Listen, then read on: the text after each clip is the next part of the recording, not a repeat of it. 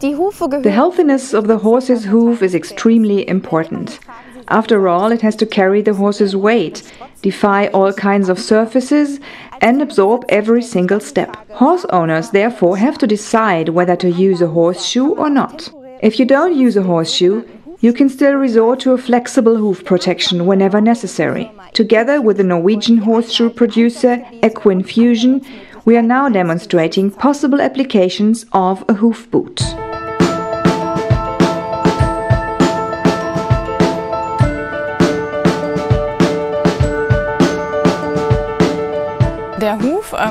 The hoof itself is built in a flexible way. The horn capsule around the hoof is mobile, so that the horse can balance uneven grounds, which it cannot do with a horseshoe. This means we do no longer have a hoof mechanism. We have less blood circulation and no more possibility to balance. The flexibility is gone.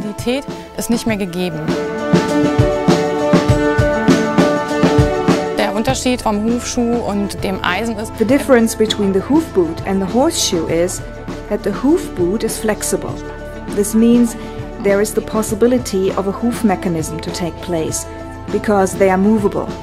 Another difference is that the hoof boot is much less in weight and has a high abrasion protection.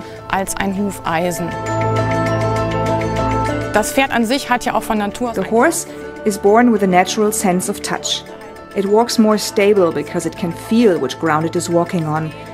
That is not the case with a horseshoe, which often leads to injured joints. A horse without horseshoes is definitely more cautious.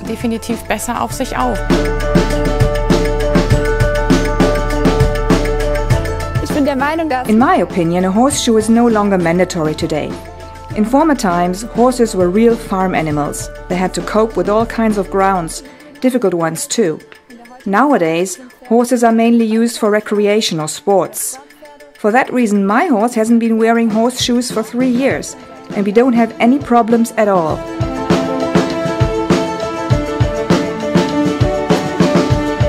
The advantage of the hoof boots is that you can use them when you really need them, contrary to the horseshoe, which is always on the horse. When you want to turn the horse out to grass, send it barefoot, and when you go into difficult terrain, the hoof boot is a good alternative to be used when needed. Bietet der Hufschuh eben die gute Alternative, die man dann verwendet, wenn man sie braucht.